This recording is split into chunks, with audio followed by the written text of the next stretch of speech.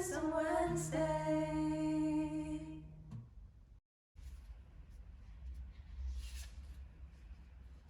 Healing, medicine bowl. So what would you say that card means to you in your life right now? Well, in general, shamanism is it's all about healing, with the healing from a community perspective, with the tribes gathering around a person that was sick or had an imbalance of energy from an emotional point of view, spiritual point of view, or a part of the soul of the person had been lost, missed, and so something needs to be retrieved, taken back. Some energies needed to be, for example, extracted, removed. So the original purpose for shamanism was and still is healing. More co-work with the spirits in the same way that where it's happening with the healing, but there are a variety of elements. In fact, for example, from the Toltec perspective, the word shaman means artist. When you are performing rituals and ceremonies, one of the original words, saman, that is the one that the majority of people knows about. How's the meaning of shamanism is the one who sees in the darkness. That is the Siberian meaning. And then we also have another part of the world where the world was translated like the one who is in a state of ecstasy, the one that literally who is excited, means who is in an altered state of consciousness, which can be reached through a variety of meaning, like using the drum, using the breath, using the rapid eyes movement, using the repetition of some gesture, like with your hands. So there are a variety of ways, using the tapping, which are what in yoga you would call as nadi. So they are the main energetic points, whereby it's the repetition, the repetitive rhythm of movement, of gesture, that allows you to have this shift and change your waves from beta to alpha, which is the process that happens like when you are dreaming. So you are going deeper. Altered state of consciousness doesn't mean taking drugs. It's going to a state where you are more deeper in touch with that part of you that normally comes out during the night, during dreams, where that part of you is trying to let you understand something, where your allies, your spirits are trying to communicate with you. So this is also an aspect of healing. We need to remember that healing is primarily and also self-healing. So we are capable of healing ourselves with the different tools. It's just that we don't know that, we don't use that, we just need to learn to reconnect back with tools that we already own, that are already part of us. Allow someone else to remember that working with other elements that can be external, like stones, like feathers, like sound, like rattles or whatever, they are just complementary of actually an energetic work that would come between us and our allies, our spirits that are working with us. What you need is within you already. It's not something that's external from you. Like, you have everything you need to fulfill your soul's journey within this experience of life. And also, I think it's just really wonderful to hear that, because it's reassuring that you don't need to be chasing other things. It's a reawakening. You just need basically to reawaken your yourself. powers, things that are already inside you. And you can choose to do that in a variety of ways, because also the different traditions, they are all doing the same things, just using different tools.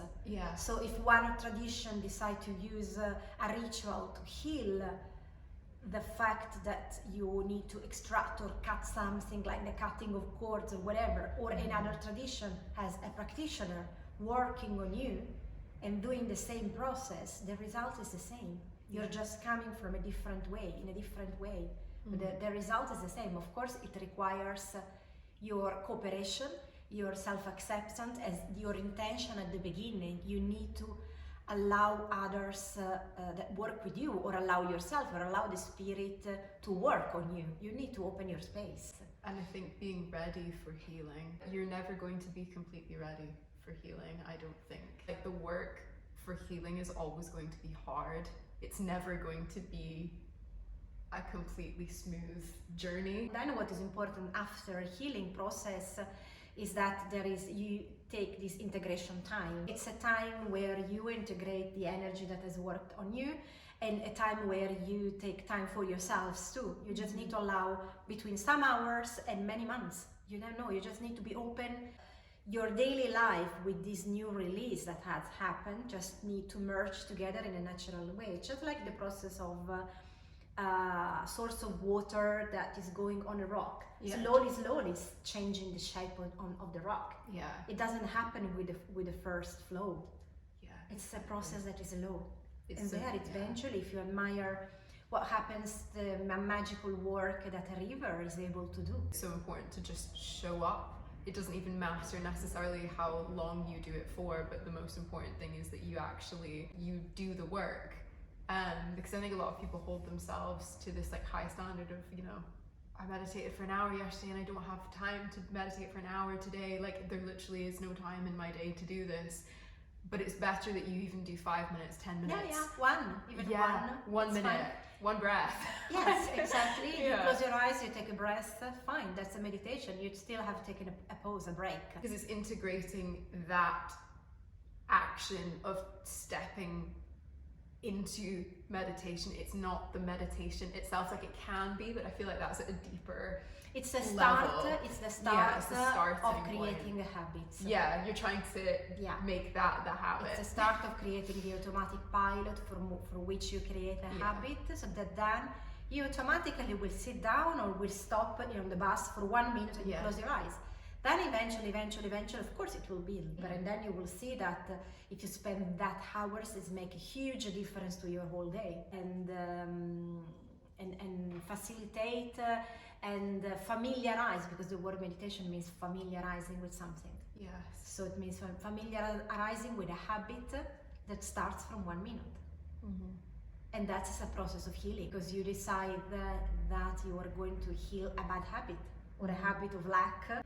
There are many good people that are so able to stick to that practice every day, but the great majority, we have in and out moments. Mm-hmm. Mm-hmm. If you have forgotten to do your practice your own day, it doesn't matter. Otherwise, you always think that the whole week is gone. It comes back to that idea that something is better than nothing, and I think with healing, that is 100% true. Doing something, anything, for a certain amount of time, that's better than trying to hold yourself to this perfectionistic standard that doesn't exist. Yeah, we are part of nature, and the plant that has white or yellow leaves because requires healing, because you have forgotten to put water, or it requires more light.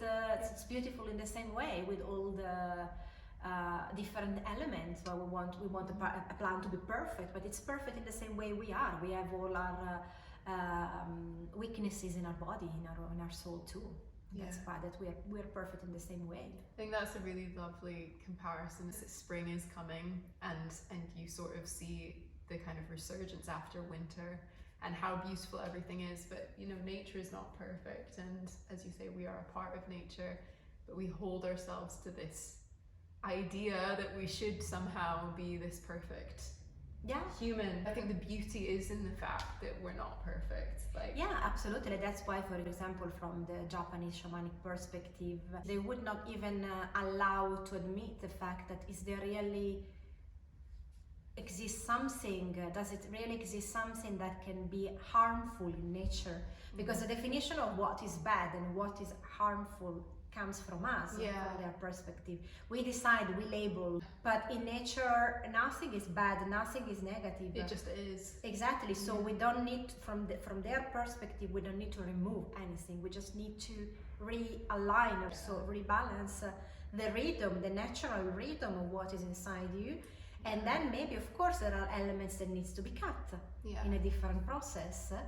But again, it's a matter of using the reading code, which is different according to all the different traditions. I think a lot of people do when they start healing something maybe actively. So when they make a conscious choice of like, oh, I need to begin my healing journey, and they're like, I should stop doing this, I should stop doing that. It's like reframe that and think of actually what can you add more into your life rather than what are you going to take out? What can you add in? I can add in going for a walk in nature. I can add in, you know, doing yoga in the morning. Coming at it from a positive perspective of what can I add to my life to make it better? Oh, like fill with goodness, and then everything else kind of falls away.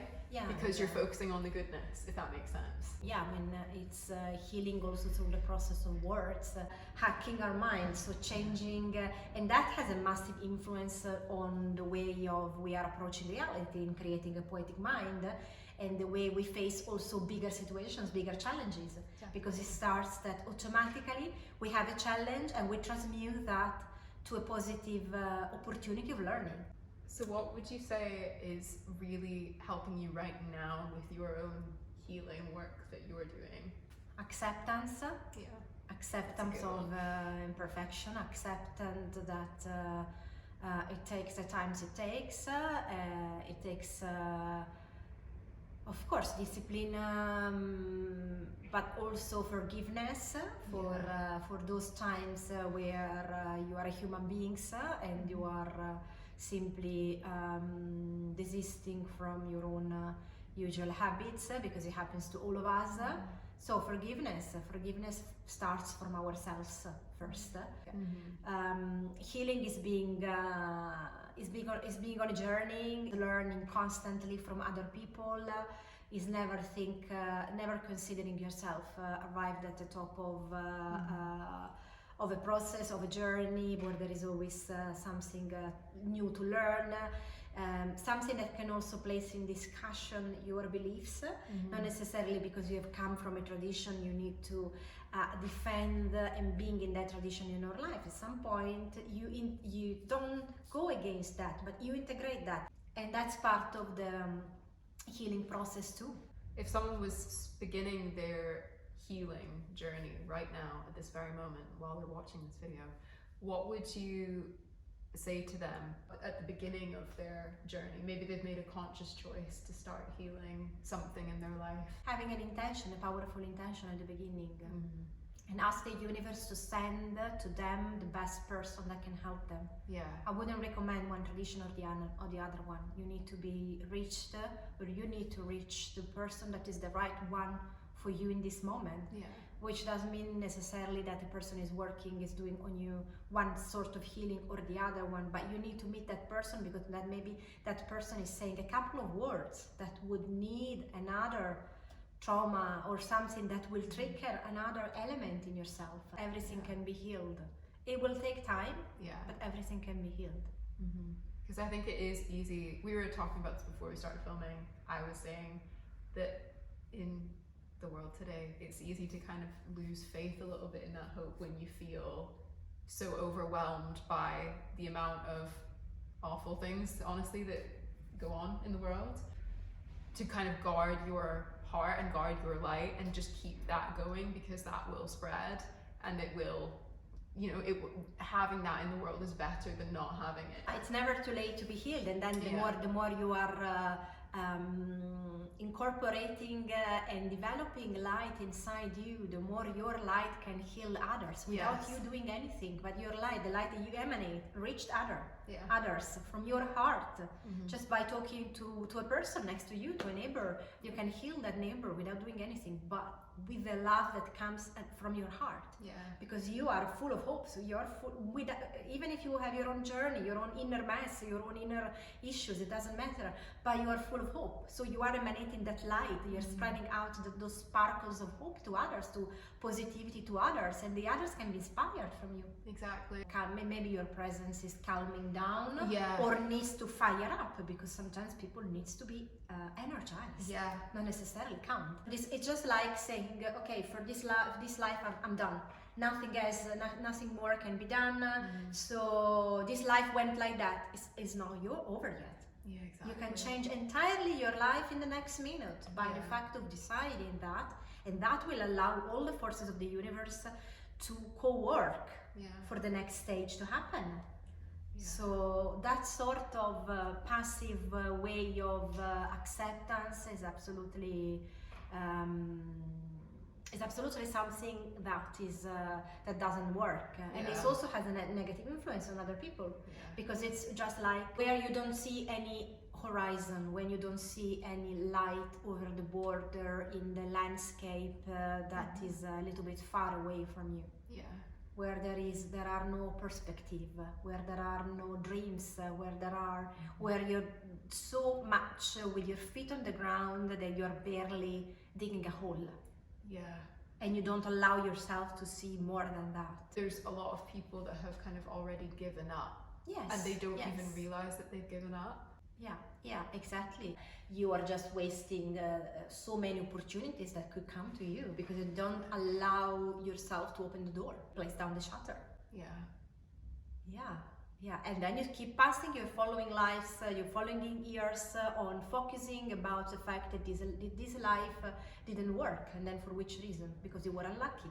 The way of going over and burning your karma is a process of healing. Yeah. Because the karma actions, karma consequences cannot be deleted, but they can be decreased. Yeah. They can become less. It's just like on a scale. Yeah. They become less. The more good acts, the more positive energy, the more positive things you do, the less effects you will experience from those things. So they are massively important. That's why, for example, in Buddhism you do circumambulation of stupas, of holy places where there are the holy relics of some Rinpoches or some reincarnated Buddha beings, because you want just to decrease the amount of the consequences that are coming and you need to pass through to create a lighter karma for this life and for the reincarnation. So that's why you practice puja, or that's why you keep saying it would be the correspondent way of prayers when you have your mala in your hand. Yeah.